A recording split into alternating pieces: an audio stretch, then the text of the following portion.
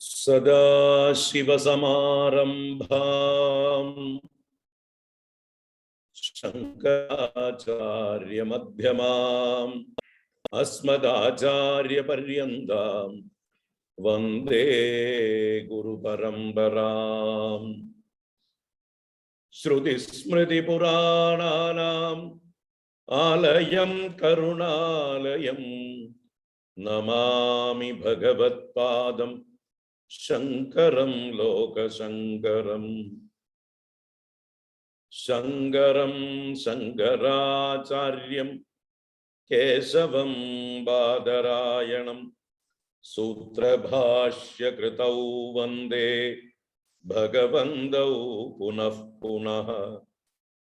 ईश्वरो गुरुरात्मेति मूर्तिभेदविभागिने व्योमवद्व्याप्तदेहाय दक्षिणामूर्तये नमः।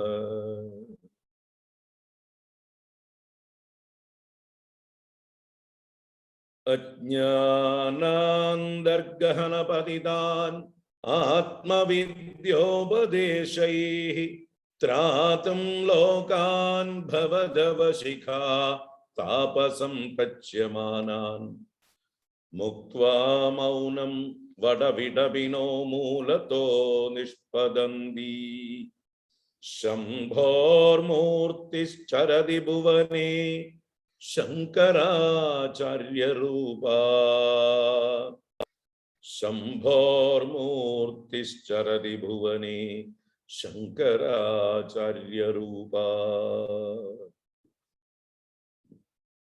शिवं शिवकरं शान्तं शिवात्मानं शिवोत्तमं शिवमार्गप्रणेतारं प्रणतोऽस्मि सदाशिवम्। सर्वमङ्गलमाङ्गल्ये शिवे सर्वार्थसाधिके शरण्ये त्र्यम्बके गौरी नारायणि नमोऽस्तुते।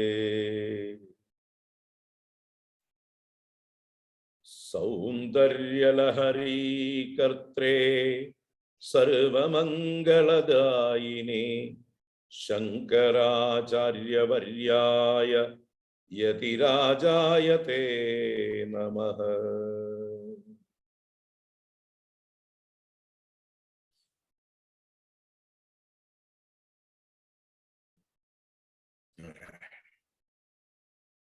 ओम नमः शिवाय। श्री महादेव्यै नमः। ओम नमः परमऋषिभ्यो नमः परमऋषिभ्यः। हरि ओम। എല്ലാവർക്കും നമസ്കാരം. എല്ലാവർക്കും ശുഭസായാഹ്നം. സൗന്ദര്യലഹരി ഉപാസനാ മണ്ഡലിയുടെ അധ്യയന ലഹരി പരമ്പരയിലേക്ക് ഏവർക്കും സുസ്വാഗതം. എല്ലാവർക്കും നവവത്സര വിഷു ആശംസകൾ. ഇന്ന് മേടം 1 പഴയ സമ്പ്രദായത്തിൽ മലയാളികൾക്ക് പുതുവർഷമാണ്. ഇന്ന് തമിഴ് പുതുവർഷമാണ്. അതുപോലെ ഭാരതത്തിലെ മറ്റനേകം സംസ്ഥാനങ്ങളിലും അവർക്കൊക്കെ വിശേഷ ദിവസമാണെന്ന് സൗര കലണ്ടർ പ്രകാരം കാലഗണന ചെയ്യുന്നവർക്കൊക്കെ ഇന്ന് നവവത്സരമാണ്. സൂര്യൻ ഭൂമധ്യരേഖയുടെ നേരെ വരുന്നതായിട്ടുള്ള ദിവസമാണ്. സൂര്യപ്രകാശം നമുക്ക് നേരെ പതിക്കുന്നതായിട്ടുള്ള ദിവസം. ഇന്ന് രാവിലെ 8:15 കൂടിയിട്ടായിരുന്നു സൂര്യന്റെ മേട സംക്രമം. അതുകൊണ്ടാണ് സംക്രമത്തിന് ശേഷമാണ് വിഷു ആചരിക്കുക. നാളെ വിഷു വച്ചിരിക്കുന്നത്. നാളെയാണ് നമുക്കെല്ലാം വളരെ വിശേഷപ്പെട്ട വിഷുക്കണി കാണൽ. എല്ലാവരും അതിൻ്റെ തിരക്കിലായിരിക്കും അല്ലേ? കണി വെക്കാനുള്ള സാധനങ്ങൾ വാങ്ങിക്കാനുള്ള ഓട്ടത്തിലും കണി വെക്കാനുള്ള ഒരുക്കത്തിലും അങ്ങനെ പല തിരക്കിലുമായിരിക്കും. നാളെ എനിക്ക് വേറൊരു ക്ഷേത്രത്തിലൊരു പ്രോഗ്രാം ഏറ്റുപോയത് കൊണ്ട് നാളെയും ക്ലാസ് മുടങ്ങുമെന്നുള്ളത് കൊണ്ടാണ് ഇന്ന് തന്നെ വെച്ചത്. മറ്റന്നാളും വലിയ തിരക്കാണ്. അപ്പൊ അങ്ങനെ ദിവസങ്ങളോളം നീണ്ടു നിൽക്കുന്ന പരിപാടികളുണ്ട്. അതുകൊണ്ട് ഇന്ന് തന്നെ നാളത്തെ ക്ലാസ് അഡ്വാൻസ് ചെയ്തതാണ്, പ്രീപോൺ ചെയ്തതാണ്. കഴിഞ്ഞ ചൊവ്വാഴ്ചയും ക്ലാസ് നമുക്ക് മുടക്കേണ്ടി വന്നു. അതിവിടെ ഒരു ആശ്രമത്തിലുള്ള ഒരു അന്തേവാസിയുടെ ഒരു മരണത്തോടനുബന്ധിച്ചാണ്, പെട്ടെന്നുണ്ടായ ഒരു സംഭവമായിരുന്നു. അപ്പോൾ ക്ലാസ് മാറ്റാതെ നിവൃത്തിയില്ലായിരുന്നു. അതുകൊണ്ടാണ് ചൊവ്വാഴ്ച ക്ലാസ് മാറ്റിയത്. അപ്പൊ എന്തായാലും ക്ലാസ്സുകൾ തുടർച്ചയായിട്ട് മുടങ്ങുന്നത് നമുക്ക് ഇഷ്ടമുള്ള കാര്യമല്ല. എല്ലാവർക്കും ആ ഗ്രന്ഥവുമായിട്ടുള്ള ബന്ധം വിട്ടുപോകാൻ ഇടയുണ്ട്. അങ്ങനെ പോകരുത്. അതുകൊണ്ടാണ് ഇന്ന് ഈ സമയത്ത് നമ്മൾ ഈ വിഷുവിൻ്റെ തിരക്കിലും ക്ലാസ് എടുക്കാമെന്ന് തീരുമാനിച്ചത്. അതിലേക്ക് വന്നു ചേർന്ന എല്ലാവർക്കും പ്രത്യേകമായിട്ടുള്ള അഭിനന്ദനങ്ങളും സ്വാഗതവും. നമ്മുടെ സ്ഥിരം ആളുകൾ പലരും എത്തിയിട്ടില്ല, സ്ഥിരമുള്ള സംഖ്യ വന്നിട്ടില്ല. എങ്കിലും 1/3 എത്തിയിട്ടുള്ളൂ. ഇപ്പോൾ ഇനിയും വന്നുകൊണ്ടിരിക്കുമായിരിക്കും. എന്തായാലും നമുക്ക് തുടങ്ങാം. നമ്മൾ കഴിഞ്ഞ അധ്യയന ലഹരി ക്ലാസ്സിൽ 17-ാം ശ്ലോകം വരെയാണ് കണ്ടത്.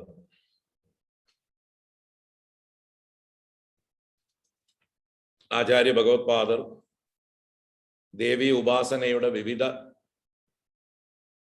തലങ്ങളെ സൗന്ദര്യലഹരിയിൽ സമന്വയിപ്പിച്ചിരിക്കുകയാണ്. വിവിധ ഭാവങ്ങളെ സമന്വയിപ്പിച്ചുകൊണ്ട് 15, 16, 17 ശ്ലോകങ്ങൾ 3 ദേവിയുടെ സാരസ്വത ഭാവങ്ങളുടെ ഉപാസനയായിരുന്നു. സരസ്വതീ ഭാവത്തിൽ ദേവിയെ ഉപാസിക്കുക. അതിന് വിവിധ ഭാവങ്ങൾ പറഞ്ഞു. 3 ശ്ലോകങ്ങളിൽ 3 രീതിയിലാണ് ദേവിയെ വർണ്ണിച്ചത്. അങ്ങനെ ഓരോ രീതിയിലും ഉപാസിക്കുന്നവർക്ക് എന്തെല്ലാം ഫലം ലഭിക്കുന്നു എന്നും കൂടി ഓരോ ശ്ലോകത്തിലും പറഞ്ഞു. ഫലശ്രുതിയോടുകൂടിയതായിട്ടുള്ള ശ്ലോകങ്ങളായിരുന്നു. 15-ാം ശ്ലോകത്തിൽ ശരത്കാലത്തിലെ നിലാവ് പോലെ പ്രകാശിക്കുന്ന വെളുത്ത നിറത്തോടുകൂടിയ ശശിയുത ജടാജൂഢ മകുടാം, ചന്ദ്രനോടുകൂടിയ ജടാജൂഢത്തോടുകൂടിയ ശിരസോടുകൂടിയവളായും, വരദം, അഭയം, അതുപോലെ സ്ഫടികമാല, ഗ്രന്ഥം എന്നിങ്ങനെ 4 കരങ്ങളിൽ ധരിച്ചിരിക്കുന്നവളുമായിരിക്കുന്ന ദേവിയെ ഒരിക്കലെങ്കിലും നമസ്കരിച്ചിട്ടുള്ള ഒരുവന് അവന്റെ നാവിൽ സജ്ജനങ്ങൾ പോലും ആഹ്ലാദിക്കുന്ന തേനും പാലും ദ്രാക്ഷയും എങ്ങനെ മധുരിക്കുമോ അതിൻ്റെ ആ മധുരം വഹിക്കുന്നതായിട്ടുള്ള വാക്കുകൾ അവന്റെ വായിൽ നിന്ന് ഒഴുകി വരുന്നു. അവനൊരു കവിയായി, മഹാകവിയായി എല്ലാവരുടെയും ബഹുമാനത്തിന് പാത്രീഭവിക്കുന്നു എന്നുള്ള കാര്യമാണ് 15-ാം ശ്ലോകത്തിൽ കണ്ടത്. 16-ാം ശ്ലോകത്തിൽ ഉദയസൂര്യന്റെ രുചിയോടുകൂടിയ ബാലാതപ രുചി, കമലവന ബാലാതപ രുചി, അല്ലെങ്കിൽ കവീന്ദ്രന്മാരുടെ മനസ്സാകുന്ന കമലത്തെ വിരിയിക്കുന്ന ഉദയസൂര്യന്റെ കാന്തിയോടുകൂടിയ അരുണയായ ഭവതിയെ ഏത് സജ്ജനങ്ങളാണോ, സന്തഹ ഭജന്തേ, ഏത് സജ്ജനങ്ങൾ ഭജിക്കുന്നു അവർക്ക് അവരുടെ നാവിലും സരസ്വതി വിളയാട്ടം ഉണ്ടാകുന്നു. വിരിഞ്ചി പ്രേയസ്യാഹ തരുണതര ശൃംഗാരലഹരീ ഗഭീരാഭിർവാഗ്ഭിഹി വിദദതി സദാം രഞ്ജനം അമീ. അമീ എന്ന് പറഞ്ഞാൽ ഇവർ, ഈ ഉപാസന ചെയ്യുന്നവർ ബ്രഹ്മദേവന്റെ പ്രിയതമയായ സരസ്വതീ ദേവിയുടെ അതിതരുണമായ ശൃംഗാരഭാവത്തിൽ ശൃംഗാരലഹരിയോടുകൂടിയ ഗംഭീരങ്ങളായ വാഗ്വിലാസങ്ങളെ കൊണ്ട് സജ്ജനങ്ങളുടെ ചിത്തത്തെ രഞ്ജിപ്പിക്കുന്നു. അപ്പൊ സജ്ജനങ്ങളുടെ ചിത്തത്തെ പോലും രഞ്ജിപ്പിക്കുവാനുള്ള വാഗ്ധോരണി, കവിത്വ പാടവം പാണ്ഡിത്യം, സാഹിത്യ കുശലത ഇത്യാദി യോഗ്യതകൾ ഈ അരുണവർണ്ണത്തോടു കൂടിയ ദേവിയെ ഉപാസിക്കുന്നവർക്ക് വന്നു ചേരുന്നു എന്ന് പറഞ്ഞു. 17-ാം ശ്ലോകത്തില് വാക്കുകളെ സൃഷ്ടിക്കുന്നവരായ വശിന്യാദി വാഗ്ദേവതകളോടുകൂടി ചന്ദ്രകാന്തക്കല്ലിന്റെ ഖണ്ഡത്തിന്റെ കാന്തിയോടുകൂടിയവരുമായിട്ടുള്ള ആ ദേവിയെ ഏതൊരുവൻ ധ്യാനിക്കുന്നുവോ അവൻ മഹതാം ഭംഗിരുചിഭിഹി വാഗ്ദേവീ വദന കമലാമോദ മധുരൈഹി വചോഭിഹി കാവ്യാനാം കർത്താഭവതി. മഹാത്മാക്കളുടെ രചനാ വൈശിഷ്ട്യമുള്ള മനോഹരങ്ങളായ, അതുപോലെ വാഗ്ദേവിയുടെ മുഖ കമലത്തിന്റെ പരിമളത്തോടുകൂടി അതിമധുരങ്ങളുമായ വാക്കുകളെ കൊണ്ടുള്ള കാവ്യങ്ങളുടെ കർത്താവായി ഭവിക്കുന്നു എന്ന് 17-ാമത്തെ ശ്ലോകത്തിലും. അപ്പൊ വശിന്യാദി വാഗ്ദേവതകളോടുകൂടി ധ്യാനിക്കുന്നവർക്ക് ഉണ്ടാകുന്ന ഫലമാണ് 17-ാം ശ്ലോകത്തിൽ പറഞ്ഞത്. ഇനി 18, 19 രണ്ട് ശ്ലോകങ്ങളിൽ അതിഗംഭീരങ്ങളായിട്ടുള്ള രണ്ട് ഉപാസന സമ്പ്രദായങ്ങളെ ആചാര്യ ഭഗവത്പാദർ ഈ സൗന്ദര്യലഹരിയിലൂടെ പരിചയപ്പെടുത്തുകയും അല്ലെങ്കിൽ സമന്വയിക്കുകയും ചെയ്യുകയാണ്. അത് രണ്ടു തരത്തിലും സ്വീകരിക്കാവുന്നതാണ്. ഒന്ന്, ഓരോ വ്യക്തികൾക്കും സകാമമായി അവരുടേതായിട്ടുള്ള ആഗ്രഹ പൂർത്തീകരണത്തിന് മറ്റുള്ളവരെ വശീകരിക്കാൻ വേണ്ടി, പ്രത്യേകിച്ച് പുരുഷന്മാർക്ക് സ്ത്രീകളെ വശീകരിക്കാനോ സ്ത്രീകൾക്ക് പുരുഷന്മാരെ വശീകരിക്കാനോ ഒക്കെ ഉപയോഗിക്കാവുന്നതായിട്ടുള്ള തന്ത്രവിധിപ്രകാരമുള്ളതായിട്ടുള്ള ആരാധനയെ ഈ ശ്ലോകത്തിലൂടെ പറഞ്ഞു തരികയാണ്. അതല്ലെങ്കിൽ നിഷ്കാമമായി ദേവിയെ ഉപാസിച്ചുകൊണ്ട് ഈ പ്രപഞ്ചത്തെ തന്നെ തൻ്റെ വശത്താക്കി തീർക്കുന്ന ആ ഒരു സർവാത്മഭാവത്തിലേക്ക് വളരാനുള്ളതായിട്ടുള്ള ഒരു ഉപാസനയായും ഇതിനെ മാറ്റാം. അത് സാധകന്റെ തലമനുസരിച്ച്, അദ്ദേഹത്തിന്റെ ലക്ഷ്യമനുസരിച്ച്, സകാമ സാധകനും അഥവാ സകാമ ഉപാസകനാണെങ്കിൽ അദ്ദേഹത്തിന്റെ വ്യക്തി താല്പര്യങ്ങൾ, അദ്ദേഹത്തിന്റെ സ്വന്തം താല്പര്യങ്ങൾ, ഭൗതികമായ നേട്ടങ്ങൾ അതിനായി കൊണ്ട് ഉപയോഗിക്കാം. അല്ല, നിഷ്കാമനായിട്ടുള്ളൊരു ഭക്തനാണെങ്കിൽ അദ്ദേഹത്തിന് അന്ധകരണ ശുദ്ധിക്കായിക്കൊണ്ടും സർവാത്മഭാവ പ്രാപ്തിക്കും അതിലൂടെ മോക്ഷത്തിലേക്കും അടുക്കാനായിക്കൊണ്ട് സഹായിക്കുന്ന ഉപാസനകളാണ് 18ഉം 19ഉം ശ്ലോകങ്ങളിലെ ഇവിടെ ആചാര്യ ഭഗവത്പാദർ അവതരിപ്പിക്കുന്ന വിഷയം. അപ്പൊ അതില് 18-ാമത്തെ ശ്ലോകം ഒന്ന് പ്ലേ ചെയ്യാം. 18 കണ്ടിട്ട് 19ലേക്ക് പോകാം.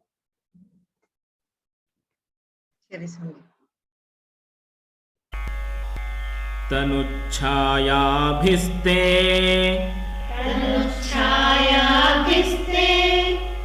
തരുണതരണിശ്രീസരണിഭിഃ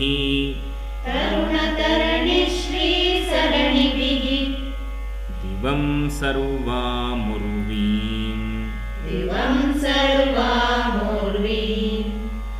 അരുണിമണിമഗ്നാം സ്മരതി യഃ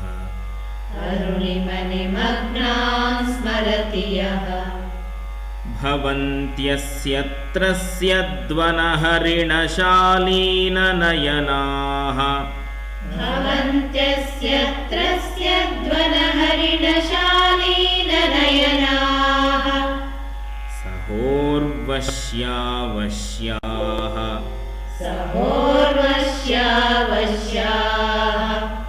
കതി കതി ന ഗീർവാണഗണികാഃ ഇവിടെ ദേവിയെ മാത്രമല്ല, ദേവിയുടെ അരുണിമയിൽ പ്രപഞ്ചം മുഴുവൻ, ആകാശവും ഭൂമിയും അരുണിമ ബാധിച്ച് ചുവപ്പിൽ മുങ്ങിയിരിക്കുന്നതായിട്ടുള്ള ആ ഭാവത്തിൽ ധ്യാനിക്കുന്ന ഉപാസകന് ഉണ്ടാകുന്നതായിട്ടുള്ള പ്രയോജനം അല്ലെങ്കിൽ ഫലം, അതാണ് ഈ 18-ാം ശ്ലോകത്തിലെ വിഷയം. ആദ്യത്തെ 2 വരികളിൽ അഥവാ 2 പാദങ്ങളിൽ ഉപാസനയെക്കുറിച്ചും പിന്നീടത്തെ അർദ്ധശ്ലോകം കൊണ്ട് അഥവാ 2 പാദങ്ങൾ കൊണ്ട് അതിൻ്റെ ഫലവും, ഇങ്ങനെയാണ് ഈ 18ഉം 19ഉം അതിൻ്റെ അടുത്തുള്ള ശ്ലോകങ്ങളിലൊക്കെ വന്നുകൊണ്ടിരിക്കുന്നത്.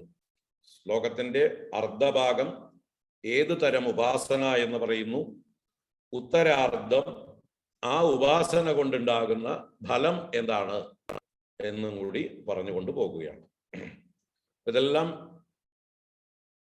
വിവിധ തന്ത്രശാസ്ത്രങ്ങളിൽ, ദേവി ഉപാസനകളിൽ പറഞ്ഞിട്ടുള്ളവയാണ്. മഹാദേവൻ തന്നെയാണ് അഥവാ ശംഭു തന്നെയാണ് ഈ തന്ത്രശാസ്ത്രങ്ങളൊക്കെ ലോകത്തിന് നൽകിയിട്ടുള്ളത്. അനേക തന്ത്രങ്ങൾ, വാമകേശ്വര തന്ത്രം അല്ലെങ്കിൽ രുദ്രയാമളം അല്ലെങ്കിൽ അതുപോലെയുള്ളതായിട്ടുള്ള ചതുശതി, സപ്തശതി എന്നൊക്കെ പറഞ്ഞ് പല തരത്തിലുള്ളതായിട്ടുള്ള ശാസ്ത്രങ്ങളുണ്ട്. അതിൽ പലതിലും പലതരം ഉപാസനകളെ കുറിച്ച് വർണ്ണിച്ചിട്ടുണ്ട്. എല്ലാം ഒരേ ദേവിയെ വിവിധ ഭാവങ്ങളിൽ ഉപാസിക്കുന്നതാണ്. അതുകൊണ്ടാണ് ഇവിടെ സൗന്ദര്യലഹരി സ്തോത്രത്തില് ആചാര്യ ഭഗവത്പാദര് എല്ലാം സമന്വയിപ്പിച്ചിരിക്കുന്നത്. അവരുടെ ഇടയിൽ, ഈ ഉപാസകന്മാരുടെ ഇടയിലുള്ള അഭിപ്രായ വ്യത്യാസങ്ങൾ, മതഭേദങ്ങൾ, അവർ തമ്മിലുള്ള കലഹങ്ങൾ, അതൊക്കെ ന്യൂട്രലൈസ് ചെയ്യാൻ ഈ ഒരു ശ്രമം തീർച്ചയായിട്ടും ഉപയോഗിക്കാം അല്ലെങ്കിൽ ഉപകരിക്കും. അതിനുവേണ്ടി തന്നെയാണ് ആചാര്യ ഭഗവത്പാദര് ശാക്തേയ ഉപാസനകളുടെ വിവിധ സമ്പ്രദായങ്ങളെ എല്ലാം ഉൾക്കൊള്ളിച്ചുകൊണ്ടാണ് സൗന്ദര്യലഹരി സ്തോത്രം രചിച്ചിരിക്കുന്നത്. ദേവി ഉപാസനയുടെ വിവിധ തലങ്ങൾ, വിവിധ സമ്പ്രദായങ്ങൾ, താന്ത്രികവും മാന്ത്രികവും യാന്ത്രികവും എന്ന് പറയുന്ന സമ്പ്രദായത്തിലുള്ള സകല സമ്പ്രദായങ്ങളെയും ഒരു കുടക്കീഴിൽ കൊണ്ടുവരികയാണ്. നിങ്ങളൊക്കെ ഉപാസിക്കുന്നത് ഒരേ ദേവിയെ തന്നെയാണെന്നുള്ള ആ ഒരു ഐക്യബോധം അവരുടെ ഉള്ളിൽ ഊട്ടി ഉറപ്പിക്കുക കൂടിയാണ് ഇതുകൊണ്ട് ആചാര്യ ഭഗവത്പാദർ ഉദ്ദേശിച്ചിരിക്കുന്നത്. അപ്പോ ഈ ശ്ലോകത്തിലെ ആദ്യത്തെ 2 വരിയിൽ ദേവിയെ ഉപാസിക്കുന്ന വിധി എങ്ങനെയുള്ളത് എന്ന് പറയണം. തരുണ തരണി ശ്രീ സരണിഭിഹി തേ തനുച്ഛായാഭിഹി ദിവം സർവാം ഉർവീം ച അരുണിമ നിമഗ്നാം യഹ സ്മരതി. ഇതാണ് ആദ്യത്തെ 2 വരിയുടെ അന്വയം. യഹ സ്മരതി, യഹ എന്ന് പറഞ്ഞാൽ ഏതൊരുവൻ, യാതൊരുവൻ, സ്മരതി സ്മരിക്കുന്നു. അപ്പൊ ഏതൊരുവൻ സ്മരിക്കുന്നു എങ്ങനെയായിട്ട്? തേ തനുച്ഛായാഭിഹി, ദേവിയുടെ തനുവിന്റെ ഛായ കൊണ്ട്. ദേവിയുടെ തനു ശരീരമാണ്, ഛായ കാന്തിയാണ്. അപ്പൊ ദേവിയുടെ ദേഹകാന്തി കൊണ്ട് ദിവം സർവാം ഉർവീം ച അരുണിമ നിമഗ്നാം. ദിവം എന്നാൽ ആകാശം, സ്വർഗം എന്നൊക്കെ അർത്ഥം. ഇവിടെ ആകാശം എന്നുള്ള അർത്ഥത്തിലും സർവാം ഉർവീം എന്ന് പറഞ്ഞാൽ ഉർവി ഭൂമിയാണ്. സർവാം ഉർവീം സകല ഭൂമിയെയും, അപ്പൊ ആകാശത്തെയും സമസ്ത ഭൂമണ്ഡലത്തെയും അരുണിമനി മഗ്നാമെന്നും പിരിക്കാം, അരുണിമ നിമഗ്നാമെന്നും പിരിക്കാം. അരുണിമ നിമഗ്നാം എന്നുള്ളത് പിരിക്കലല്ല, ഒറ്റ പദമാണ്. അരുണിമ നിമഗ്നാമെന്ന് സമസ്ത പദം, അരുണിമനി മഗ്നാം എന്നുള്ളത് 2 പദങ്ങളായിട്ട്. 2ന്റെയും അർത്ഥം ഒന്ന് തന്നെയാണ്. അരുണിമയിൽ മുഴുകിയതായിട്ട് എന്നാണ്. അരുണിമ എന്ന് പറഞ്ഞാല് ചുവപ്പ് വർണ്ണം, അതിന്റെ സപ്തമി വിഭക്തിയാണ് അരുണിമനി എന്നുള്ളത്. അരുണിമയിൽ, ചുവപ്പിൽ, അരുണവർണ്ണത്തിൽ എന്നർത്ഥം. അപ്പൊ അരുണിമനി മഗ്ന, മഗ്ന എന്ന് പറഞ്ഞാലോ മുഴുകിയത്, മഗ്നമായത്. അപ്പൊ അരുണിമയിൽ മുഴുകിയത് തന്നെയാണ്. അതിന് ഒന്നിച്ച് സമസ്തമായിട്ട് പറഞ്ഞാൽ അരുണിമ നിമഗ്നാം. ആ അരുണവർണ്ണത്തില് നിമഗ്നമായിരിക്കണം. നിമഗ്നം എന്ന് പറഞ്ഞാലും മഗ്നം തന്നെയാണ്, ഒന്നുകൂടി ഡിഗ്രി കൂടി. നിതരാം മഗ്നം, നിമഗ്നം എന്ന് പറയുമ്പോൾ നന്നായി മുഴുകിയത്. അപ്പൊ ചുവപ്പിൽ നന്നായി മുഴുകിയതായിട്ട്.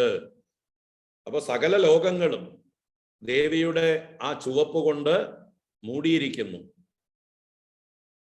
ലളിതാ സഹസ്രനാമത്തില് ചില മന്ത്രങ്ങളിലൊക്കെ അത് വരുന്നുണ്ട്. എല്ലാ ദിക്കുകളെയും ചുവപ്പാക്കി മാറ്റുന്ന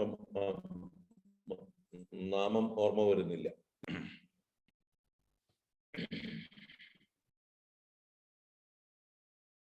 ഇങ്ങനെ ദേവിയുടെ കാന്തി കൊണ്ട് ലോകത്തെ മുഴുവൻ ചുമപ്പിച്ചിരിക്കുന്നു. അതാണ് ഇവിടെ ആകാശവും ഭൂമിയും ചുമന്നതായിട്ട്. അപ്പോ ആ തനുച്ചായയെ വിശേഷിപ്പിച്ചതാണ് തരുണ തരണി ശ്രീ സരണിഭിഹി തേ തനുച്ചായാഭിഹി എന്ന്. തരുണ തരണി, തരണി എന്നത് സൂര്യന്റെ പര്യായമാണ്. തരണി എന്നത് സൂര്യന്റെ പര്യായമാണ്. തരണികുലം എന്ന് പറഞ്ഞാൽ സൂര്യവംശമാണ്.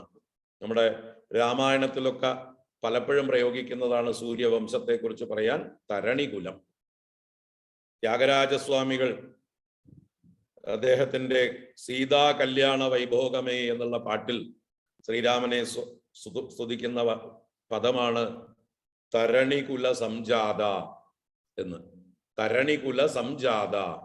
അതിനെ അറിയാതെ ചിലർ ധരണികുല സംജാത എന്ന് ചില പാട്ടുകാർ ചൊല്ലുന്നത് കേട്ടിട്ടുണ്ട്.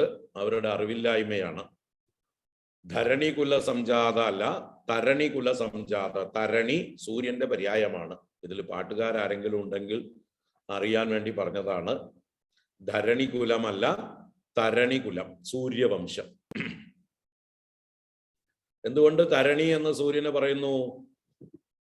താരം, തരണി എന്നൊക്കെ പറയുന്നത് കിഴക്ക് നിന്ന് പടിഞ്ഞാറോട്ട് തരണം ചെയ്യുന്നത് കൊണ്ട്.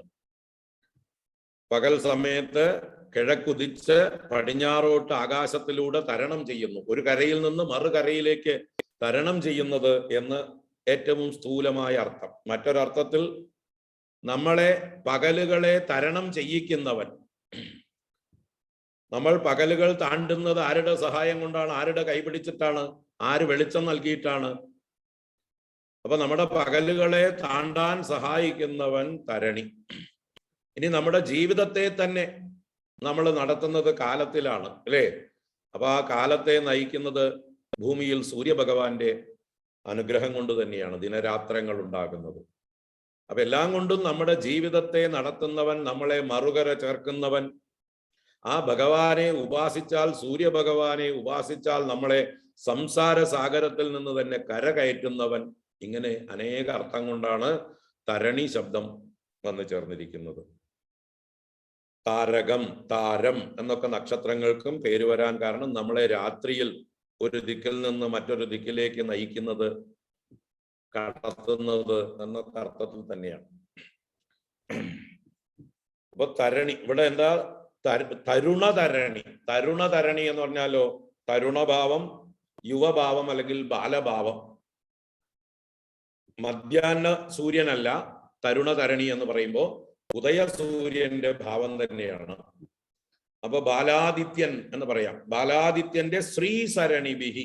ശ്രീസരണി എന്ന് പറഞ്ഞാല് അതിശോഭയേറിയ മാർഗം എന്ന് പറഞ്ഞാൽ കിരണങ്ങൾ എന്ന അർത്ഥം തന്നെയാണ്. ശോഭയേറിയതായിട്ടുള്ള ആ കിരണങ്ങളോടുകൂടിയ അതുപോലെയുള്ളതായിട്ടുള്ള തനുച്ഛായ കൊണ്ട്, അമ്മയുടെ ദേഹകാന്തി കൊണ്ട് ദിവം സർവാമുർവീം അരുണിമനി മഗ്നാം യഹ സ്മരതി. ആകാശവും ഭൂമിയും സകല ലോകങ്ങളും ചുവപ്പാർന്നതായി അരുണവർണമായി തീർന്നതായി ആര് ധ്യാനിക്കുന്നുവോ. അപ്പോ ധ്യാനിച്ച് അവന്റെ ഉള്ളില് ദേവിയെ അല്ലാതെ വേറൊന്നും കാണുന്നില്ല എന്നർത്ഥമാണ്. ദേവിയുടെ ചുവപ്പ് ധ്യാനിച്ച് എവിടെ നോക്കിയാലും ചുവപ്പ് കാണുന്നവനായി തീർന്നു. ആകാശവും ഭൂമിയും ഒക്കെ ചുവപ്പായി കാണുന്നു എന്നർത്ഥം. അങ്ങനെയുള്ള ദേവീ ധ്യാനത്തിൽ മുഴുകിയിരിക്കുന്ന ഒരുവന്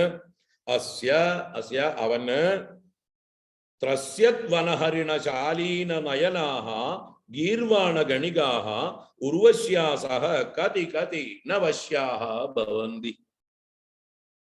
കതി കതി എന്ന് പറഞ്ഞാൽ എത്ര എത്ര എന്ന്. കതി എന്നുള്ളത് എത്ര എന്നുള്ള ചോദ്യമാണ്. കതി കതി എത്ര പേർ നവശ്യാഹ ഭവന്തി, വശ്യകളായി ഭവിക്കുകയില്ല. എന്ന് വെച്ചാലോ എല്ലാവരും വശ്യകളായി ഭവിക്കും എന്നർത്ഥം തന്നെയാണ്. അപ്പോ ആരാണ്? ഗീർവാണ ഗണികാഹ.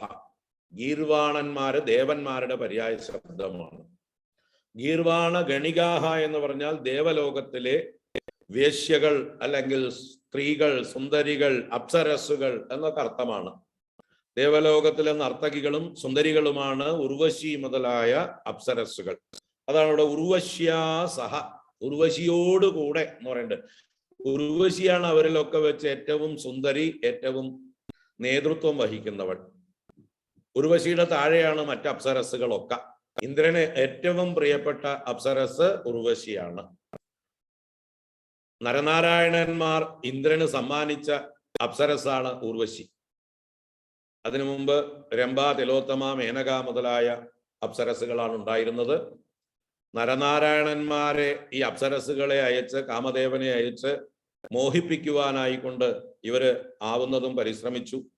നരനാരായണന്മാരുടെ തപസ്സിന്റെ മുമ്പിൽ, അവരുടെ വൈരാഗ്യത്തിന്റെ മുമ്പിൽ, അവരുടെ ബ്രഹ്മനിഷ്ഠയ്ക്ക് മുമ്പിൽ ഈ അപ്സരസുകളുടെ കളിയൊന്നും വിലപ്പോയില്ല. മാത്രമല്ല അവർ ചിരിച്ചുകൊണ്ട് കളിയെല്ലാം കഴിഞ്ഞ് അവർ പരവശരായപ്പോൾ തിരിച്ച് ഇന്ദ്രന് സമ്മാനമായിട്ട് നാരായണ മഹർഷി അദ്ദേഹത്തിന്റെ തുടയിൽ നിന്ന് എടുത്തു കൊടുത്തതാണ് ഊർവശിയെ. അതുപോലെയുള്ള ആയിരക്കണക്കിന് സേവികമാർ അവിടെ നരനാരായണന്മാരുടെ പുറകിലുണ്ട് എന്ന് കാണിച്ചും കൊടുത്തു. എന്ന് പറഞ്ഞാൽ ഒരു ജ്ഞാനിയെ സംബന്ധിച്ച്, ഒരു മഹാത്മാവിനെ സംബന്ധിച്ച് ഇന്ദ്രലോകത്തുള്ളതായിട്ടുള്ള അപ്സരസുകളൊക്കെ നിസ്സാരങ്ങളാണ് എന്നാണ് അതിന്റെ സൂചന.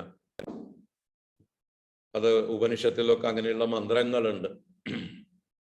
ആനന്ദമീമാംസ എന്ന് പറയുന്ന ഭാഗത്ത്, തൈത്തിരീയ ഉപനിഷത്തിലെ ആനന്ദമീമാംസയിൽ ശ്രോത്രിയനും കാമത്താൽ ഹനിക്കപ്പെടാത്തവനുമായിട്ടുള്ള ഒരു മഹാത്മാവിന്റെ മുമ്പിൽ ബ്രഹ്മാദി ദേവന്മാർ പോലും നിസ്സാരന്മാരാണ്. ഇന്ദ്രന്റെ ആനന്ദം പോലും അവരുടെ മുമ്പിൽ എത്രയോ ചെറുതാണ്, അല്പമാണ് എന്നെല്ലാം പറയുന്ന താരതമ്യ പഠനമുണ്ട്. അപ്പൊ അത് സൂചിപ്പിച്ചതാണ് ഈ നരനാരായണന്മാരുടെ കഥ. അപ്പൊ ആ നാരായണ ഋഷി സമ്മാനിച്ചതാണ് ഉർവശിയെ. അവളാണ് ഏറ്റവും വലിയ സുന്ദരി. അപ്പൊ അങ്ങനെയുള്ള ഉർവശ്യാ സഹ ഗീർവാണ ഗണികാഹ, ഉർവശിയോടുകൂടിയ ദേവാംഗനകൾ കതികതീന വശ്യാഹ ഭവന്തി, എത്രയെത്ര പേർ വശ്യരായി തീരുകയില്ല. എങ്ങനെയായിട്ട്?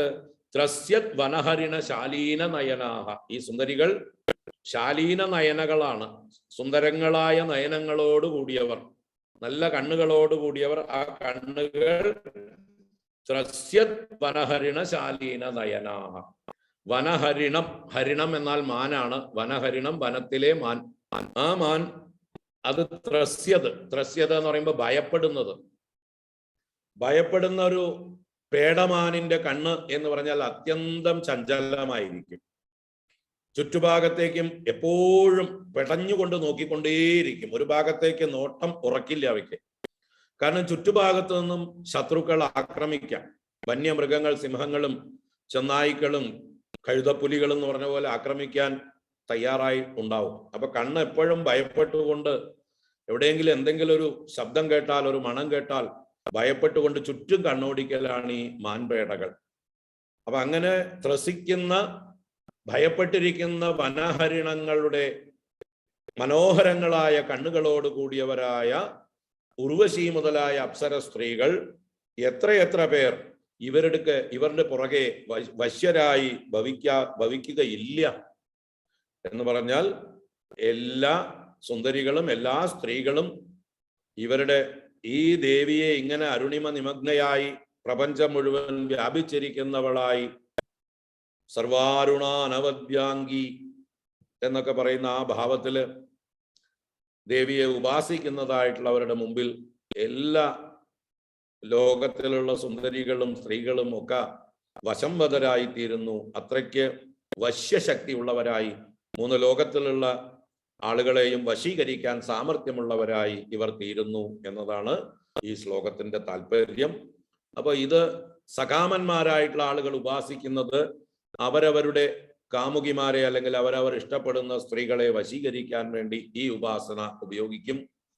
നിഷ്കാമന്മാരായിട്ടുള്ളവർ ലോകത്തെ മുഴുവൻ തൻ്റെ വശത്താക്കി സർവാത്മഭാവത്തിലേക്ക് ഉയരാൻ, മോക്ഷത്തിലേക്ക് ഉയരാൻ വേണ്ടിയിട്ടും ഈ ഉപാസന തന്നെ ഉപയോഗിക്കാം. രണ്ട് തരത്തിലും ഉപയോഗിക്കാവുന്നതാണ് അല്ലേ?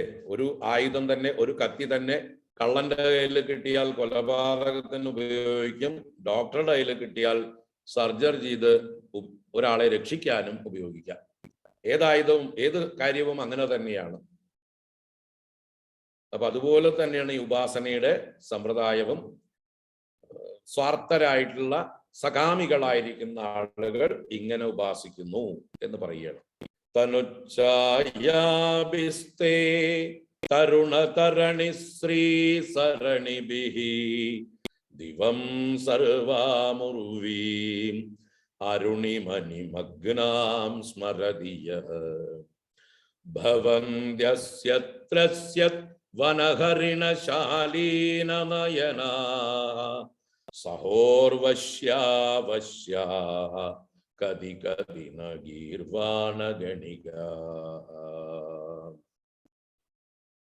അടുത്ത ശ്ലോകം ഇതിന്റെ മറ്റൊരു കുറച്ചുകൂടി ഉയർന്ന ഒരു ഉപാസനാ സമ്പ്രദായമാണ്. 19ാം ശ്ലോകം ഒന്ന് പ്ലേ ചെയ്തോളൂ.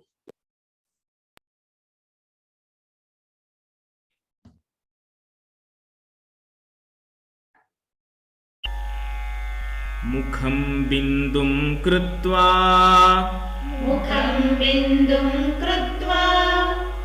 കുചയുഗമധസ്തസ്യ തദധോ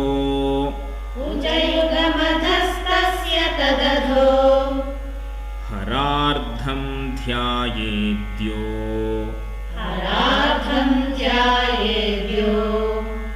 ഹരമഹിഷിതേ മന്മഥകലാം.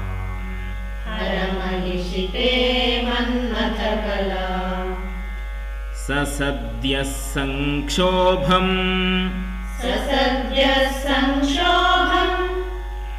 നയതി വനിതാ ഇത്യതിലഘു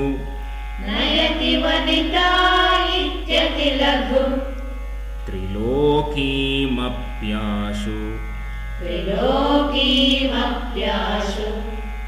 ഭ്രമയതി രവീന്ദുസ്തനയുഗാം.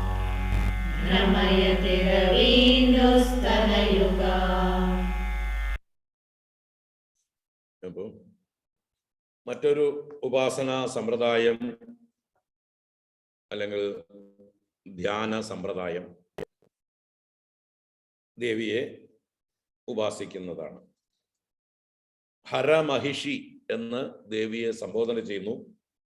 ഹരന്റെ പട്ടമഹിഷി, ഹരൻ മഹാദേവൻ, കാമേശ്വരൻ, ആ കാമേശ്വരനായ ഭഗവാന്റെ മഹിഷി കാമേശ്വരി എന്ന് സംബോധനയാണ് ഇവിടെ. ഹേ ഹരമഹിഷി, അല്ലയോ കാമേശ്വരി ദേവി, ത്രിപുര സുന്ദരി ദേവി, പരമേശ്വരി ദേവി. മുഖം ബിന്ദും കൃത്വ, ദേവിയുടെ മുഖത്തെ ബിന്ദുസ്ഥാനത്തിൽ കൽപ്പിച്ചുകൊണ്ട്, ബിന്ദുസ്ഥാനത്തിൽ ധ്യാനിച്ചുകൊണ്ട്. ഇവിടെ രണ്ട് തരത്തില് പറയാം ഇത്.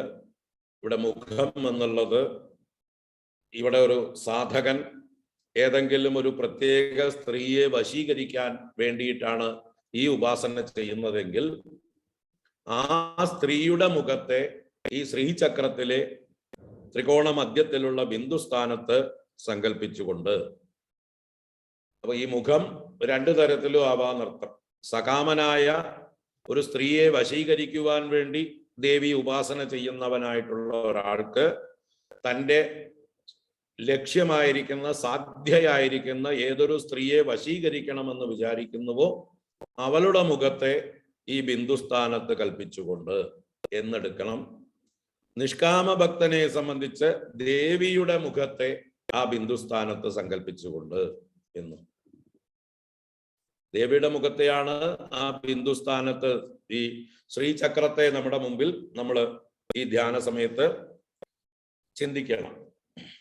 ആ ശ്രീചക്രത്തിന്റെ മധ്യത്തിലുള്ള ത്രികോണത്തിന്റെ മധ്യത്തിലാണ് ബിന്ദുസ്ഥാനം. ആ ബിന്ദുസ്ഥാനത്ത് ദേവിയുടെ മുഖത്തെ കൽപ്പിച്ചുകൊണ്ട് ഇതൊരു ധ്യാന സമ്പ്രദായമാണ്. വളരെ സൂക്ഷ്മമായിട്ടുള്ള ഉപാസനയാണ്. ഇതൊക്കെ ഗുരുമുഖത്ത് നിന്ന് വളരെ ശ്രദ്ധയോടെ കമ്മിറ്റഡ് ആയിട്ടുള്ള ഒരു വ്രതത്തോടുകൂടെ ദീക്ഷയോടുകൂടെയൊക്കെ പഠിച്ചെടുക്കേണ്ടതാണ്. ഇതിപ്പോ നമ്മളിവിടെ സാമാന്യമായി പറഞ്ഞു പോകുന്നു എന്നേ ഉള്ളൂ. അതിൻ്റെ ഡീപ്പറായിട്ടുള്ള തലങ്ങളിലേക്കൊന്നും പോകാൻ സാധ്യമല്ല. കാരണം ഇതൊക്കെ താന്ത്രിക വിധിപ്രകാരമുള്ള ഉപാസനകളാണ്. ഞാനൊരു താന്ത്രികനല്ല, തന്ത്രവിദ്യ അഭ്യസിച്ചിട്ടില്ല, ഈ ഉപാസനാക്രമങ്ങളും പഠിച്ചിട്ടില്ല. ഇതിനെ സാമാന്യമായി പരിചയപ്പെടുത്താൻ മാത്രമേ എന്നെ കൊണ്ടാവുള്ളൂ. അപ്പൊ നിങ്ങൾക്ക് ഇത് കൂടുതൽ പഠിക്കണമെന്നുണ്ടെങ്കിലോ ഇതിന്റെ LKG തൊട്ട് പഠിക്കണം അല്ലെ? ഇതൊക്കെ വലിയ കുറെ കൂടി ഉയർന്ന തലങ്ങളാണ്. അതിന്റെ LKG തൊട്ട് പഠിക്കണം. അതിന് പഠിക്കാൻ അതിന്റെ പണ്ഡിതന്മാരായ താന്ത്രികന്മാരായിട്ടുള്ള ആളുകൾ ഉണ്ടാവും. എത്രയോ കാലങ്ങളായി ഉപാസന ചെയ്യുന്ന ശ്രേഷ്ഠന്മാരായിട്ടുള്ള ഉപാസകന്മാരുണ്ടാവും. അവരെ സമീപിക്കുക. അവരിൽ നിന്ന് ക്രമത്തിൽ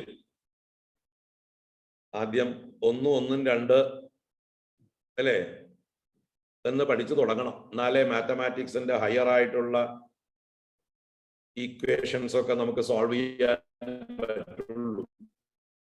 അപ്പൊ ബേസിക് അരിത്മെറ്റിക്സ് തുടങ്ങിയിട്ട് ഉയർന്നുയർന്നുയർന്ന് വലിയ തലങ്ങളിലേക്ക് പഠിക്കുന്നത് പോലെയാണ് ഇവിടെയും തന്ത്രശാസ്ത്രങ്ങളിൽ പല വിദ്യകളും ആദ്യം ഉപാസിച്ച് പഠിച്ച് ആ ഗുരുക്കന്മാർക്ക് ബോധ്യം വരുമ്പോൾ ശിഷ്യന്മാർക്ക് ഉപദേശിക്കുന്നതായിട്ടുള്ള രഹസ്യങ്ങളായിട്ടുള്ള പല വിദ്യകളാണ് ഇതെല്ലാം.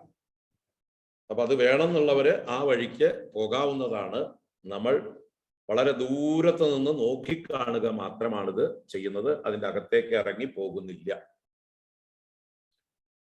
അതിന്റെ താല്പര്യം മാത്രം നമ്മൾ ഒന്ന് സൂചിപ്പിച്ചു പോകുന്നു. ഇതിന്റെ ഉദ്ദേശം ഞാൻ പറഞ്ഞു. 2 തരം ഉപാസകന്മാർക്ക് 2 തരം പ്രയോജനങ്ങൾ. ഒന്ന് സകാമ ഉപാസകന്മാർക്ക് അവരുടേതായിട്ടുള്ള ആ കാമനകളെ പൂർത്തീകരിക്കുവാൻ, അവരുടെ ആഗ്രഹങ്ങളെ സാക്ഷാത്കരിക്കുവാൻ, അവർക്ക് ആരെ വശീകരിക്കണമോ അവരെ വശീകരിക്കുവാൻ ഒക്കെ ഉപയോഗിക്കുന്നതും, എന്നാൽ ഉയർന്ന തലത്തിലെത്തിയ അന്ധകരണ ശുദ്ധി നേടി നിഷ്കാമ ഭക്തന്മാരായിരിക്കുന്നവർക്ക് ദേവി ഉപാസനയിലൂടെ ആത്മജ്ഞാനത്തിലേക്ക് മോക്ഷത്തിലേക്കൊക്കെ ഉയരാനും ഇതേ പടികൾ തന്നെ ഉപയോഗിക്കാം. അപ്പോ ആ 2 തലങ്ങളെ ഇവിടെ ആചാര്യ ഭഗവത്പാദര് നമുക്കിവിടെ പരിചയപ്പെടാൻ വേണ്ടി മാത്രം സൗന്ദര്യലഹരിയിൽ ഉൾക്കൊള്ളിച്ചിരിക്കുന്നു മാത്രം. അതിന്റെ ഡീറ്റെയിൽസിലേക്കൊന്നും ആചാര്യ ഭഗവത്പാദർ തന്നെ പോയിട്ടില്ലല്ലോ. അദ്ദേഹം വ്യാഖ്യാനിച്ചിട്ടില്ല. അവിടെ അദ്ദേഹം ചുരുക്കി പറഞ്ഞിട്ടേ ഉള്ളൂ. ഒരു ശ്ലോക രൂപത്തിൽ കുറച്ച് കാര്യങ്ങൾ പറഞ്ഞുപോയി. അതിന്റെ അക്ഷരാർത്ഥം നമുക്ക് മനസ്സിലാക്കി പോകാം. അപ്പോ മുഖം ബിന്ദും കൃത്വ തസ്യ അധഃ കുജയുഗം കൃത്വ. ആ ബിന്ദുസ്ഥാനത്ത് ദേവിയുടെ മുഖത്തെയോ അല്ലെങ്കിൽ സാധ്യയായ യുവതിയുടെ മുഖത്തെയോ സങ്കല്പിച്ചുകൊണ്ട് അതിന്റെ അധഃ, തസ്യ അധഃ, കുജയുഗം അധസ്തസ്യ എന്ന് പറയുന്നുണ്ട്. അധസ്തസ്യ എന്നുള്ളത് തസ്യ അധഃ എന്ന് തിരിച്ചിടണം. തസ്യ അധഃ കുജയുഗം, അതിന്റെ താഴെ കുജയുഗങ്ങളും. ആരാണോ സാധ്യയായിരിക്കുന്ന സ്ത്രീ, അവളുടെ കുജയുഗങ്ങൾ സകാമിയായിട്ടുള്ള ഭക്തനും, ദേവിയുടെ കുജയുഗങ്ങളെ നിഷ്കാമിയായിട്ടുള്ള ഭക്തനും. എങ്ങനെ 2 ആയിട്ടും നമുക്ക് കാണാം. തസ്യ അധഃ കുജയുഗം കൃത്വ തദധഃ ഹരാർദ്ധം കൃത്വ. തദധഃ, അതിന്റെ താഴെ, ആ കുജയുഗങ്ങൾക്ക് താഴെയായി ഹരാർദ്ധം കൃത്വ. ഹരാർദ്ധം എന്ന് പറഞ്ഞാൽ ഹരന്റെ അർദ്ധ ശരീരം ശക്തി തന്നെയാണ്, ദേവി തന്നെയാണ്. അപ്പോ ആ കുജയുഗത്തിന് താഴെയായിട്ടൊരു ത്രികോണം ഉണ്ട്. ആ ത്രികോണ സ്ഥാനത്ത്, ആ ത്രികോണത്തെ യോനിസ്ഥാനം എന്നും ഒക്കെ പറയും. ആ ത്രികോണത്തിൽ ഭവതിയെ ധ്യാനിച്ച് ഹരാർദ്ധയായ ശിവശക്തി സ്വരൂപിണിയായ ദേവിയെ സ്മരിച്ചുകൊണ്ട് തത്ര തേ മന്മഥകലാം യഹ ധ്യായേത്. തത്ര, അവിടെ, ആ ത്രികോണസ്ഥാനത്ത് തേ മന്മഥകലാം, ദേവിയുടെ തന്നെ മന്മഥകലയെ, മന്മഥകല കാമേശ്വര കലയെ, കാമേശ്വര ബീജമന്ത്രമുണ്ട്. ആ ബീജമന്ത്രം ഉപയോഗിച്ചുകൊണ്ട് ദേവിയുടെ കാമേശ്വര ഭാവത്തെ ആരാണോ, കാമേശ്വരീ ഭാവത്തെ ആരാണോ ഉപാസിക്കുന്നത്, ധ്യായേത്. സഹ സദ്യഃ വനിതാഹ സംക്ഷോഭം നയതീതി അതിലഘു.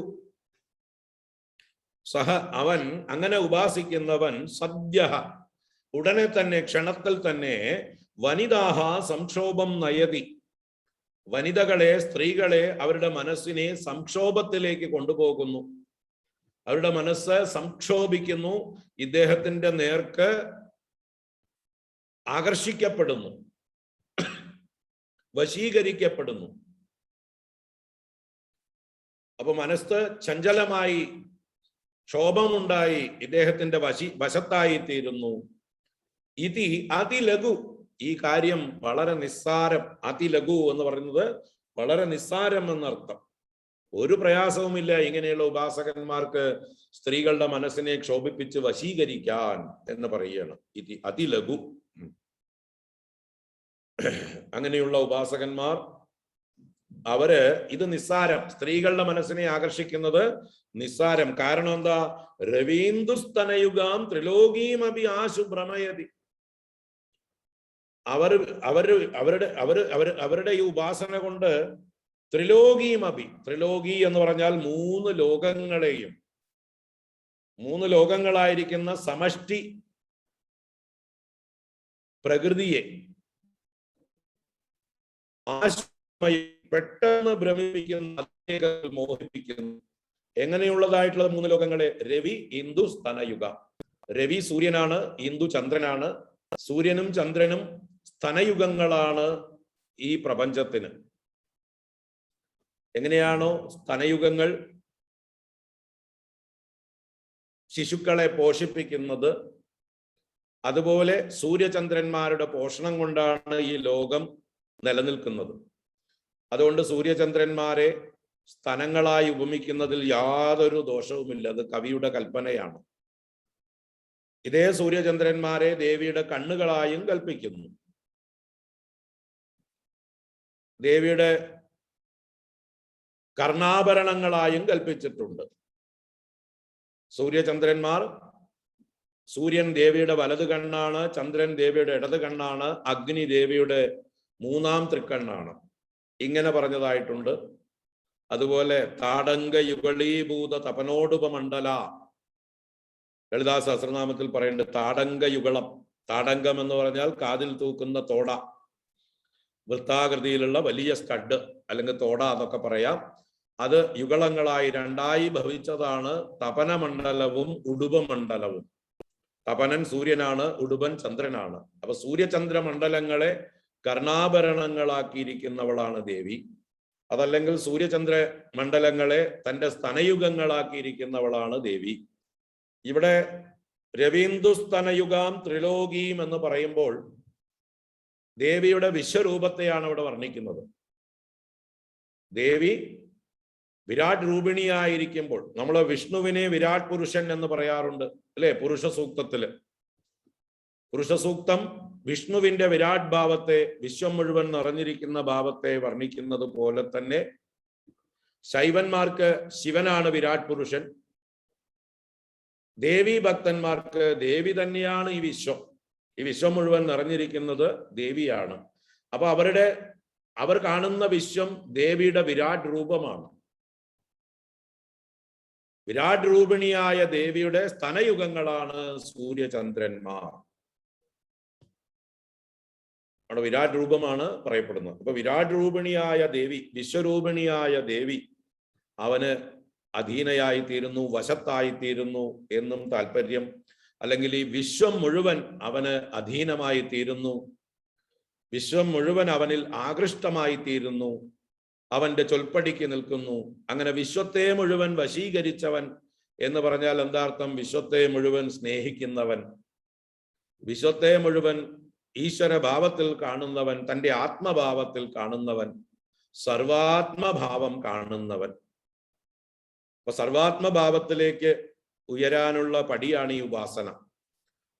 ഈ ദേവിയുടെ വിരാട് രൂപത്തെ, വിശ്വരൂപത്തെ, ഈ പ്രകൃതി സ്വരൂപിണിയായ, പ്രപഞ്ച സ്വരൂപിണിയായ സൂര്യനും ചന്ദ്രനും സ്തനയുഗങ്ങളായിരിക്കുന്ന ആ ദേവിയെ ഉപാസിക്കുന്നതിലൂടെ അവൻ വിശ്വത്തോളം വളർന്നവനായിത്തീരുന്നു, വിശ്വത്തെ മുഴുവൻ താനായി താദാത്മ്യം പ്രാപിക്കുന്നു. ദേവിയെ ഉപാസിച്ച് ആ ദേവിയും താനും ഭേദമില്ലാതെയായി ദേവിയുടെ സ്ഥൂല ശരീരമായ പ്രപഞ്ചവും തൻ്റെ ശരീരവും ഒന്നു തന്നെയാണെന്ന് കാണുന്നു. ഇതൊക്കെ എല്ലാ ഉപാസനകളിലും ഉള്ളതാണ്. വിഷ്ണു ഉപാസനയാണെങ്കിലും ശിവ ഉപാസനയാണെങ്കിലും ഏത് ഇഷ്ടദേവതാ ഉപാസനയിലും ആ ഇഷ്ടദേവതയെ ഈ വിശ്വമായി വിരാട് രൂപമായി കണ്ട് ധ്യാനിക്കാം. അപ്പൊ ഇങ്ങനെ ഇത് അവന് കിട്ടുന്ന ആത്യന്തികമായിട്ടുള്ള പ്രയോജനത്തെയാണ് പറഞ്ഞത്. ഈ വിശ്വം മുഴുവൻ അവന്റെ അധീനത്തിലായിത്തീരുന്നു. അപ്പൊ പിന്നെ ഏതെങ്കിലും ചെറിയ വ്യക്തികളുടെ കാര്യം പറയേണ്ടതുണ്ടോ എന്നാണ് അതിലഘു, നിസ്സാരമാണ് എന്ന് പറയുന്നതിലൂടെ ഉറപ്പിക്കുന്നത്. അപ്പൊ ഈ ഒരു ഉപാസനാ വിധിയെക്കുറിച്ച് അത് തന്ത്രശാസ്ത്രങ്ങളിലാണ് രഹസ്യമായി പറഞ്ഞു വെച്ചിട്ടുള്ളതാണ്. എങ്ങനെയാണ് ദേവിയെ ഈ ഉപാസിക്കുന്ന സമ്പ്രദായം? ശ്രീചക്രത്തിന്റെ ബിന്ദുസ്ഥാനത്ത് ദേവിയുടെ മുഖത്തെയും അതിന് തൊട്ട് താഴെയായിട്ട് ദേവിയുടെ 2 സ്തനയുഗങ്ങളെയും അതിന് താഴെയായിട്ടുള്ള ത്രികോണത്തിൽ ദേവിയുടെ കാമേശ്വര ഭാവത്തെയും കലയെയും അഥവാ ഹരാർദ്ധത്തെയും ശക്തിയെയും ധ്യാനിച്ചുകൊണ്ട് ഉപാസിക്കുന്നതായിട്ടുള്ള ഒരു ഭക്തന് ലോകം മുഴുവൻ അവന്റെ വശത്തായി തീരുന്നു. അവൻ സർവാത്മഭാവത്തെ പ്രാപിക്കുന്നു. അപ്പൊ പിന്നെ മറ്റു സ്ത്രീകൾ, നിസാരകളായിട്ടുള്ള സ്ത്രീകളെ അവന്റെ വശത്താവുന്നു, അവന്റെ പുറകെ വരുന്നു. അവനാൽ മനസ്സ് ക്ഷോഭിക്കപ്പെട്ടവരായി ആകൃഷ്ടരായി തീരുന്നു എന്നുള്ള കാര്യം അതിലഘു എന്ന് മനസ്സിലാക്കുക. അപ്പൊ ഇതിനെക്കുറിച്ച്, ഈ ഒരു ഉപാസനയെ കുറിച്ച് കൂടുതൽ പഠിക്കണം, അറിയണം എന്ന് ആവശ്യമുള്ളവർ, ആഗ്രഹമുള്ളവർ അതിൻ്റെ വഴിക്ക് പോകാവുന്നതാണ്. അതിൻ്റെ ആചാര്യന്മാരെ തേടി, തന്ത്രശാസ്ത്രങ്ങൾ വിദഗ്ധരായിട്ടുള്ള ആ ഉപാസകന്മാരെ തേടി പോകാവുന്നതാണ്. ഇത്രയും മാത്രമേ നമുക്കിവിടെ പറയാനുള്ളൂ. മുഖം ബിന്ദും കൃത്വാ കുചയുഗമദസ്തസ്യ തദതോ ഹരാർദ്ധം ധ്യായേദ്യോ ഹരമഹിഷിതേ മന്മഥകലാം സസദ്യ സംക്ഷോഭം നയതി വനിതാ ഇത്യതിലഘു ത്രിലോകീമപ്യാശു ഭ്രമയതി രവീന്ദുസ്തനയുഗാം. അടുത്ത ശ്ലോകം ദേവിയുടെ മറ്റൊരു ഉപാസനാ വിധിയെ കുറിച്ച് പറഞ്ഞുകൊണ്ട് അതിന്റെ ഫലം എന്താണെന്നും കൂടി ഉത്തരാർദ്ധത്തിൽ പറയുന്നു. ശ്ലോകത്തിന്റെ 20-ാം ശ്ലോകം പ്ലേ ചെയ്യുക.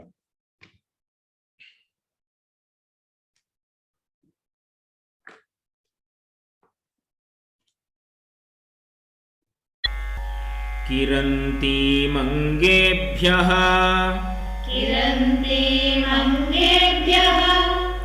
കിരണനികുരുംബാമൃതരസം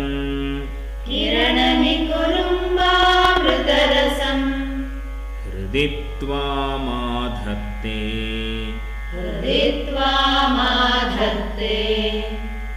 ഹിമകരശിലാമൂർത്തിമിവ യഃ സസർപ്പാണാം ദർപ്പം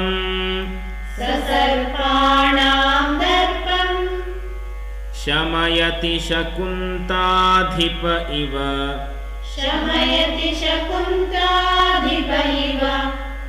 ജ്വരപ്ലുഷ്ടാൻ ദൃഷ്ട്യാ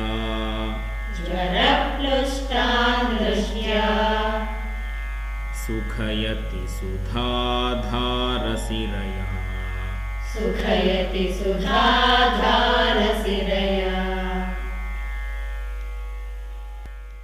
ആദ്യത്തെ 2 വരികളിൽ ഉപാസനാ സമ്പ്രദായത്തെ പറഞ്ഞ് പിന്നത്തെ 2 വരികളിൽ അതിന്റെ ഫലം പറയുന്നു.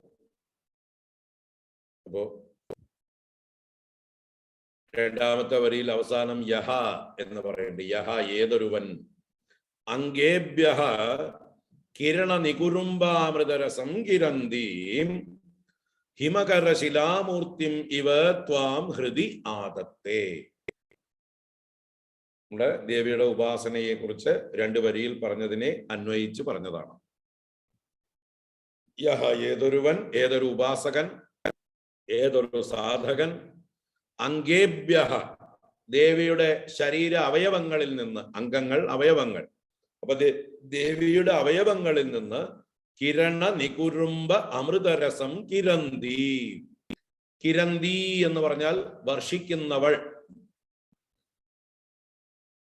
കിരണം ചെയ്യ, വികിരണം ചെയ്യ എന്നൊക്കെ പറഞ്ഞാൽ വർഷിക്കുക എന്ന് തന്നെയാണ്. സ്പ്രെഡ് ചെയ്യുക, പരത്തുക എന്നൊക്കെ അർത്ഥമാണ്. അപ്പൊ വർഷിക്കുകയാണ് ഇവിടെ ദേവി. എന്തിനെയാണ്? കിരണ നികുരുംബ അമൃതരസം. കിരണ നികുരംബങ്ങളിലൂടെ അമൃതരസത്തെ. കിരണ നികുരുംബം എന്ന് പറഞ്ഞാൽ സമൂഹം എന്നർത്ഥമാണ്. കിരണ സമൂഹം, രശ്മി സമൂഹം. രശ്മി സമൂഹങ്ങളിൽ നിന്ന് അമൃതരസം കിരന്തി, അമൃതരസ പ്രവാഹത്തെ വികിരണം ചെയ്യുന്ന, വർഷിക്കുന്ന, പെയ്യുന്ന എന്നൊക്കെ അർത്ഥം. ഹിമകര ശിലാമൂർത്തിം ഇവ ത്വാം ഹൃദി ആദത്തെ. ഹിമകര ശില, ഹിമകരൻ ചന്ദ്രന്റെ പര്യായമാണ്. ഹിമം മഞ്ഞാണ്, കരം രശ്മിയാണ്. അപ്പൊ ശീതകിരണനാണ് ചന്ദ്രൻ. മഞ്ഞു പോലെയുള്ള രശ്മികളോട് കൂടിയവൻ, തണുപ്പിക്കുന്ന രശ്മികളോട് കൂടിയവൻ ഹിമകരൻ, സുധാകരൻ അല്ലെങ്കിൽ ശീതകിരണൻ, അമൃതകിരണൻ എന്നൊക്കെ ചന്ദ്രന് പല പര്യായം. ഇവിടെ ഹിമകരൻ എന്ന് പറഞ്ഞു. ആ ഹിമകര ശില എന്ന് പറഞ്ഞാലോ ചന്ദ്രകാന്ത കല്ല്. ശില എന്നാൽ കല്ലാണ്. ഹിമകര ശില ചന്ദ്രകാന്ത കല്ലാണ്. ആ ചന്ദ്രകാന്ത കല്ലിൽ ഉണ്ടാക്കിയ മൂർത്തി, ദേവിയുടെ മൂർത്തിയെ ചന്ദ്രകാന്ത കല്ല് കൊണ്ട് നിർമ്മിച്ച മൂർത്തി. നമ്മള് സ്വർണം കൊണ്ട് ഉണ്ടാക്കാം, രത്നങ്ങൾ പലതുകൊണ്ട്, ചുവന്ന രത്നം കൊണ്ടുണ്ടാക്കാം, പച്ചരത്നം കൊണ്ട്, നീലരത്നം കൊണ്ടൊക്കെ ദേവിയുടെ രൂപങ്ങൾ ഉണ്ടാക്കാം. മണ്ണ് കൊണ്ടുണ്ടാക്കാം, മരം കൊണ്ടുണ്ടാക്കാം, കല്ല് കൊണ്ടുണ്ടാക്കാം, ഏത് മെറ്റൽ കൊണ്ടുണ്ടാക്കാം. ഇവിടെ ചന്ദ്രകാന്ത കല്ല് കൊണ്ടുണ്ടാക്കിയ മൂർത്തി എന്ന് പറഞ്ഞാലോ ആ ചന്ദ്രകാന്ത കല്ലിന്റെ ശോഭ തന്നെയാണ് സ്ഫടികം പോലെയുള്ളതായിട്ടുള്ള ആ വെണ്മ നിറഞ്ഞതായിട്ടുള്ള കാന്തി. അപ്പൊ എന്താ പറയുക, ചന്ദ്രോബലം അഥവാ ചന്ദ്രകാന്തക്കല്ല്, അതിൽ കൊത്തിയെടുത്ത വിഗ്രഹം പോലെ ത്വാം ഹൃദി ആദത്തെ, ദേവി നിന്നെ ത്വാം ഹൃദി, ഹൃദയത്തിൽ ആദത്തെ ആദാനം ചെയ്യുന്നത്, ധരിക്കുന്നത്, ധാരണ ചെയ്യുന്നത്, ഉപാസിക്കുന്നത് എന്നൊക്കെ അർത്ഥം. അപ്പൊ ദേവിയുടെ മൂർത്തി തന്നെ ചന്ദ്രകാന്ത കല്ലിൽ കൊത്തിയെടുത്തതുപോലെയും അതിൽ നിന്ന് എങ്ങനെയാണോ ചന്ദ്രൻ ശീതകിരണങ്ങളെ, അമൃതകിരണങ്ങളെ പ്രവഹിപ്പിച്ചുകൊണ്ടേ ചുറ്റുപാടുകളെയും കുളിർപ്പിച്ചുകൊണ്ടിരിക്കുന്നത്, അതുപോലെ തന്നെയാണ് ദേവിയുടെ മൂർത്തിയിൽ നിന്നും കിരണ നികുരുംബ അമൃതരസം കിരന്തി, കിരണ സമൂഹങ്ങളെ കൊണ്ട് അമൃതരസത്തെ വർഷിച്ചു കൊണ്ടിരിക്കുന്ന, ചുറ്റുപാടുകളെ കുളിർപ്പിച്ചു കൊണ്ടിരിക്കുന്നതായിട്ടുള്ള ആ ദേവിയുടെ ചന്ദ്രകാന്ത കല്ലിൽ കൊത്തിയെടുത്ത മൂർത്തിയെ, അതുപോലെയുള്ള ഭാവത്തെ ആരാണോ ഹൃദയത്തിൽ ആദാനം ചെയ്യുന്നത്, ധരിക്കുന്നത്, അത് ഉപാസനയുടെ സമ്പ്രദായത്തെ പറഞ്ഞിട്ട് ഫലം പറയുന്നു. സഹ അവൻ, ആ ഉപാസകൻ, അവൻ ശകുന്താദിപഃ ഇവ ദൃഷ്ട്യാ സർപ്പാണാം ദർപ്പം ശമയതി. ശകുന്താധിപൻ എന്ന് പറഞ്ഞാൽ, ശകുന്തങ്ങൾ എന്നാൽ പക്ഷികൾ എന്നർത്ഥമാണ്. പക്ഷികളുടെ അധിപൻ ഗരുഡനാണ്, പക്ഷി രാജാവ്. അപ്പൊ ശകുന്താധിപഃ ഇവ എന്ന് പറഞ്ഞാൽ പക്ഷിരാജാവായ ഗരുഡനെ പോലെ ദൃഷ്ടിയ സർപ്പാണാം ദർപ്പം ശമയതി, ദൃഷ്ടി കൊണ്ട്, നോട്ടം കൊണ്ട് സർപ്പങ്ങളുടെ ദർപ്പത്തെ ശമിപ്പിക്കുന്നു. ഗരുഡൻ വന്നു കഴിഞ്ഞാൽ ഏത് സർപ്പവും മാളത്തിൽ ഒളിക്കും. ഗരുഡന്റെ നിഴല് കണ്ടാൽ മതി ഭൂമിയിൽ, ആകാശത്തൂടെ പറക്കുന്നതായിട്ടുള്ള ഗരുഡന്റെ നിഴല് ഭൂമിയിൽ പതിച്ചാൽ അത് കണ്ടിട്ട് സർപ്പങ്ങൾ മാളത്തിൽ ഒളിക്കും. അതുപോലെ ഗരുഡന്റെ സാന്നിധ്യത്തിൽ സർപ്പങ്ങളുടെ വിഷമിറങ്ങും. ഗരുഡ മന്ത്രം ഉപാസിക്കുന്നവർക്കറിയാം, ഗരുഡ മന്ത്രം കൊണ്ട് വിഷമിറക്കാൻ പറ്റും. അതുപോലെ യുദ്ധത്തിൽ നാഗാസ്ത്രം പ്രയോഗിച്ചാൽ അതിന് പ്രത്യസ്ത്രം എന്താണ്? ഗാരുഡാസ്ത്രമാണ്. നാഗാസ്ത്രത്തിന് പ്രതിവിധി ഗരുഡന്റെ മന്ത്രം കൊണ്ടുള്ള അസ്ത്രമാണ്. നമ്മുടെ രാമായണത്തിൽ പോലും ഇന്ദ്രജിത്ത് എല്ലാ വാനരന്മാരെയും രാമലക്ഷ്മണന്മാരെയും നാഗാസ്ത്രം കൊണ്ട് ബന്ധിച്ച് മോഹാത്സ്യപ്പെടുത്തി. ആ സമയത്ത് ഗരുഡന്റെ ഒരു വരവ് വർണ്ണിക്കുന്നുണ്ട് രാമായണം എഴുത്തച്ഛൻ, അല്ലേ? സപ്തദ്വീപുകളെയും ഇളക്കി മറിച്ചുകൊണ്ട്, സപ്തസാഗരങ്ങളിൽ തിരമാലകൾ ഇളക്കി മറിച്ചുകൊണ്ട് ഗംഭീരമായ ചിറകടിയോടുകൂടി വരുന്ന ആ ഗരുഡന്റെ ഒരു വരവ് ഒരു ഒന്നൊന്നര വരവാണ്. ആ വരവിൽ നാഗാരി രാമപാദം വണങ്ങിടിനാൻ നാഗാസ്ത്രബന്ധനം വേർപെട്ടിതപ്പോഴേ എന്നാണ് രാമായണം പറയുക. നാഗാരിയായ ഗരുഡൻ രാമപാദം വന്ന് വണങ്ങി തന്റെ ബോസിനെ വന്ന് നമസ്കരിച്ചപ്പോ നാഗാസ്ത്രബന്ധനം വേർപെട്ടിതപ്പോഴേ, നാഗാസ്ത്രബന്ധനം വേർപെട്ടുപോയി. എല്ലാവരും നാഗാസ്ത്രബന്ധനത്തിൽ നിന്ന് മുക്തരായിത്തീരുന്നു. ഇന്ദ്രജിത്ത് അസ്ത്രം പ്രയോഗിച്ച് മടങ്ങി അദ്ദേഹത്തിന്റെ കൊട്ടാരത്തിലേക്ക് എത്തിയില്ല, അതിനു മുമ്പേ ഇവര് മുക്തരായി കഴിഞ്ഞു. അദ്ദേഹത്തിന് വിജയം ആഘോഷിക്കാനുള്ള സമയം കിട്ടിയില്ല. അപ്പൊ അതുപോലെയാണ് ഗരുഡമന്ത്രം. ഗരുഡമന്ത്രം കൊണ്ടാണ് വിഷമിറക്കുക. ഇവിടെ ആ ഗരുഡൻ എങ്ങനെയാണോ തന്റെ ദൃഷ്ടി കൊണ്ട് തന്നെ സർപ്പങ്ങളുടെ വിഷത്തെ ഇറക്കുന്നത്, അല്ലെങ്കിൽ പാമ്പുകളുടെ ഗർവത്തെ അടക്കുന്നത്, സർപ്പാണാം ദർപ്പം ശമയതി, അതുപോലെ ഇവൻ ഈ സാധകൻ ദേവിയെ ഇങ്ങനെ ചന്ദ്രകാന്ത കല്ല് പോലെയുള്ള രൂപത്തിൽ ധ്യാനിക്കുന്ന സാധകൻ സുധാധാര ശിരയാ ദൃഷ്ട്യാ ജ്വരപ്ലുഷ്ടാൻ സുഖയതി. സുധാധാര ശിരയാ ദൃഷ്ട്യ, അമൃതപ്രവാഹം വർഷിക്കുന്ന തന്റെ നോട്ടം കൊണ്ട്, തന്റെ ദൃഷ്ടി കൊണ്ട് ജ്വരപ്ലുഷ്ടാൻ, പലതരത്തിലുള്ള ജ്വരത്താൽ ബാധിക്കപ്പെട്ടവരെ,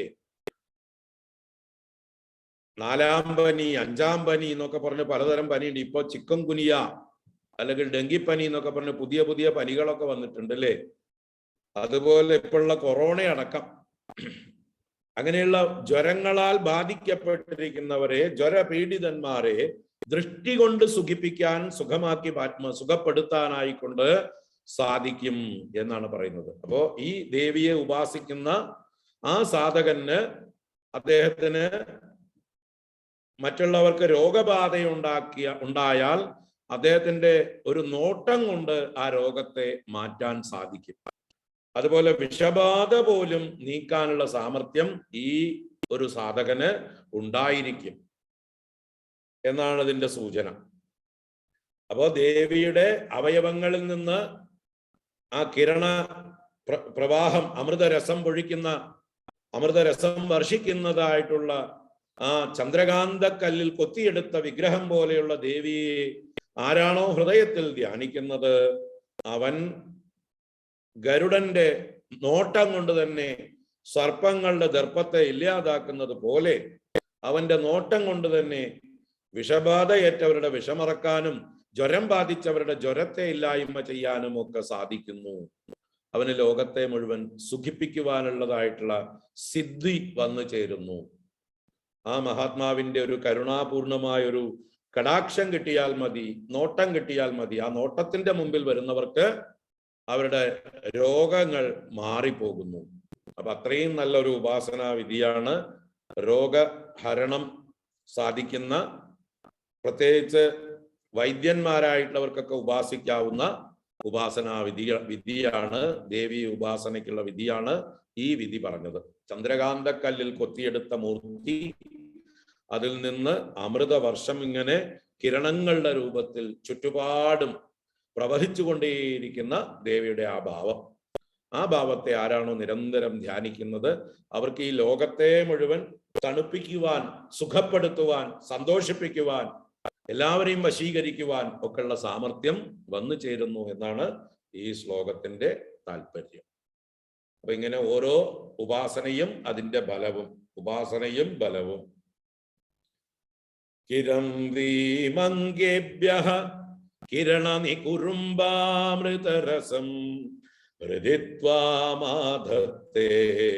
ഹിമകരശിലാമൂർത്തിമിവയഃ സസർപ്പാണാം ദർപ്പം ശമയതി ശകുന്ദാദിപ ഇവ ജ്വരപ്ലുഷ്ടാൻ ദൃഷ്ട്യാ സുഖയതി സുധാധാരശിരയാ. അപ്പോ ഇന്നത്തെ അധ്യയന ലഹരി ഇവിടെ സമാപിക്കുകയാണ്. അടുത്ത ക്ലാസ് അടുത്ത ചൊവ്വാഴ്ച എത്രാം തീയതിയാവും? 18ഓ 19ഓ?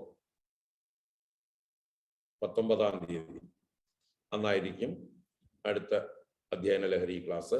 ഇന്ന് ഇന്നത്തെ ക്ലാസ് ദേവിയുടെ പാദാരവിന്ദങ്ങളിൽ സമർപ്പിക്കുന്നു. ഓം ശാന്തി ശാന്തി ശാന്തി. ആരതി ശ്ലോകം പ്ലേ ചെയ്തോളൂ.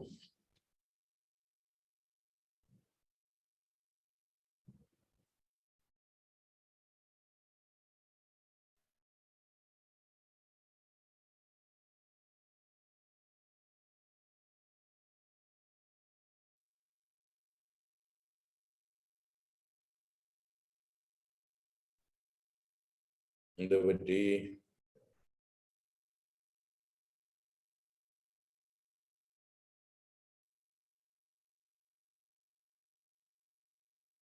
ഞാൻ തന്നെ പാടട്ടെ? നമസ്തേ സ്വാമിജി. സിസ്റ്റം സ്ലോ ആണ്. വരുന്നുണ്ട്.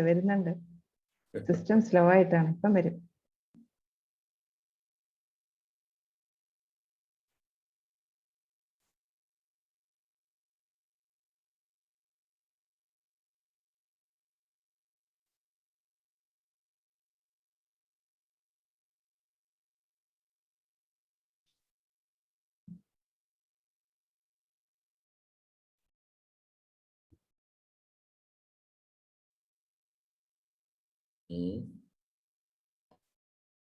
മഴ കാരണമാണോ?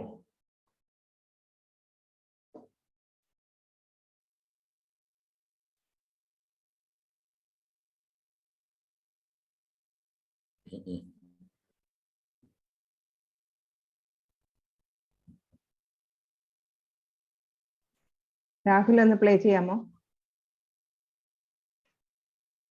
രാഹുൽ,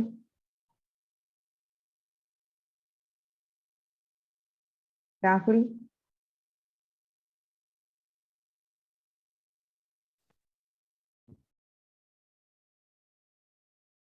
जय जय शिवदयिते हरिहर विरिञ्चनुत चरिते